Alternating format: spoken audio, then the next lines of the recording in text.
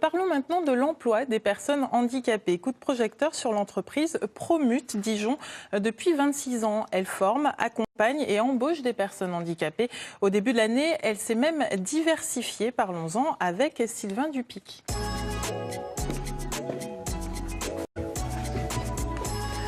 Prenez votre temps, il n'y a pas de souci. Bonjour. Bonjour. Et bienvenue.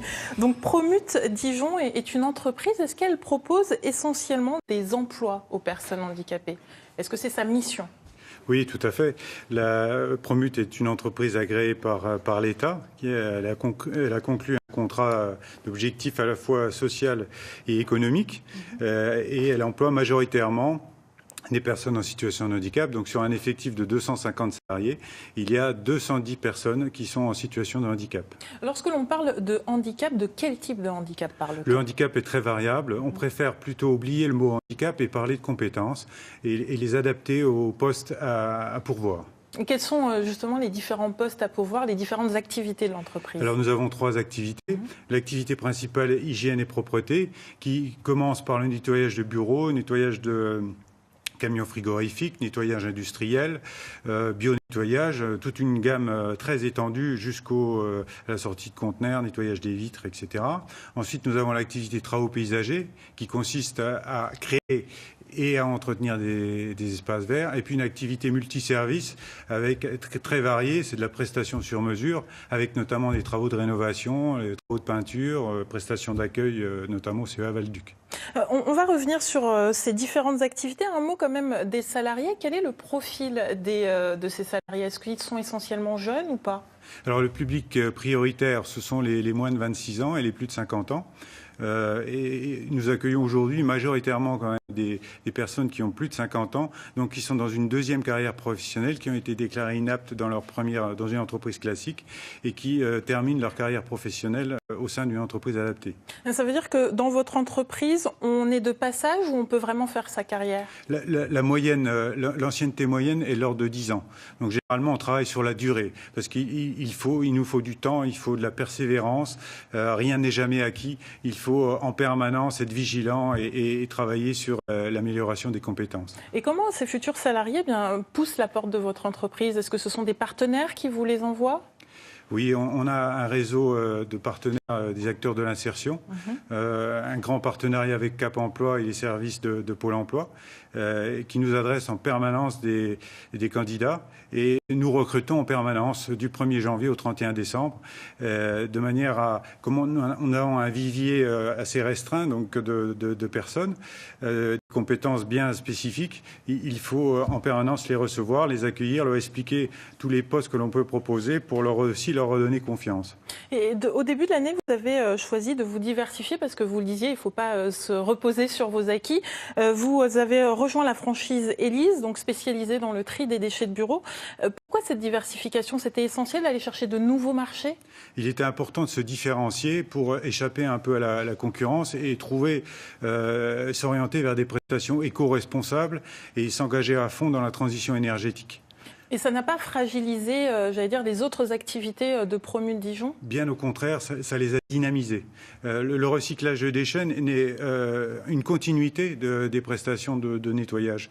On peut très bien effectuer le nettoyage des bureaux d'une entreprise, ensuite aider le client à trier ses déchets, et ensuite, après, on vient les collecter et les trier.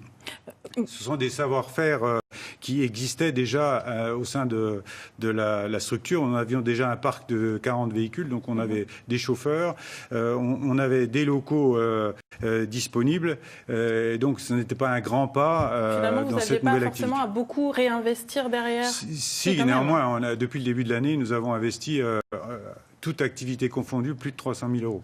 Et vous réussissez à vous y retrouver? On espère beaucoup. On a un plan de marche, c'est-à-dire qu'on doit retrouver l'équilibre à partir de la deuxième année, donc fin 2007, début 2018, pour concrétiser nos hypothèses. Oui, parce que sur ces 3 ans, donc, vous comptez créer une dizaine d'emplois. Est-ce que vous en avez déjà créé? On a déjà créé 6 emplois depuis le début de l'année, avec des métiers assez nouveaux pour nous, qui sont des métiers de commerce, la prospection. Donc deux collecteurs, des chauffeurs qui vont aller chercher les gisements chez nos clients, et puis deux agents de tri. Donc avec de nouvelles compétences que vous recherchez. Avec de nouvelles compétences, et qui peuvent aussi s'adapter au vieillissement de notre population, parce que les postes de tri sont des postes moins physiques et plus méticuleux. Un mot quand même, je sais qu'il ne nous reste pas beaucoup de temps, mais il y a de plus en plus de postes adaptés pour les personnes handicapées. Pourtant, le chômage dans cette catégorie de la population est élevé. Est-ce que vous, qui êtes là depuis une vingtaine d'années, vous voyez vraiment les choses avancer ou pas ? Oui, les choses avancent, mais il faut continuer.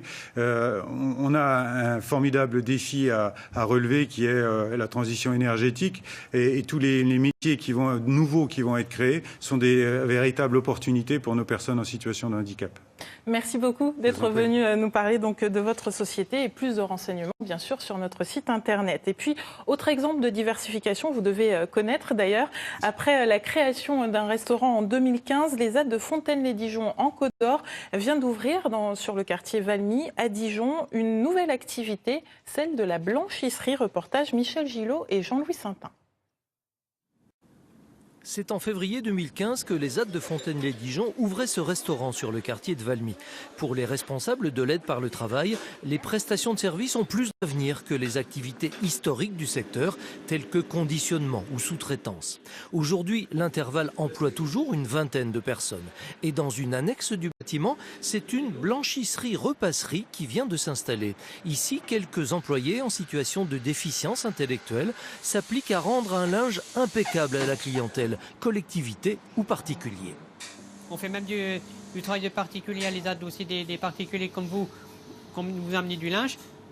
Le client, il veut avoir son travail, avoir du travail propre pour les draps, pour bien plier comme il faut, pas trop de plis non plus parce qu'autrement c'est pas bon. Je suis arrivée en 2013. Il y a eu des encadrants qui m'ont appris. Pour beaucoup, c'est un peu un aboutissement. Ils ont un travail, ils sont reconnus, ils ont un salaire, ils font quelque chose d'utile. Ils sont accompagnés par des moniteurs ou des éducateurs qui sont là justement au quotidien pour leur montrer, pour leur guider, pour les faire progresser aussi vers le milieu ordinaire. C'est toujours l'objectif. Mais certains sont épanouis et souhaitent rester en ESAT pour ces raisons-là. De fait, les sorties vers le milieu de travail ordinaire restent rares. Michael, par exemple, travaille à l'ESAT depuis 10 ans et s'y sent bien. Cette atmosphère de bienveillance lui laisse l'esprit libre pour se cultiver. Sur l'histoire de l'évolution urbaine de Dijon, il est incollable, aussi fort qu'au pliage de linge. Direction maintenant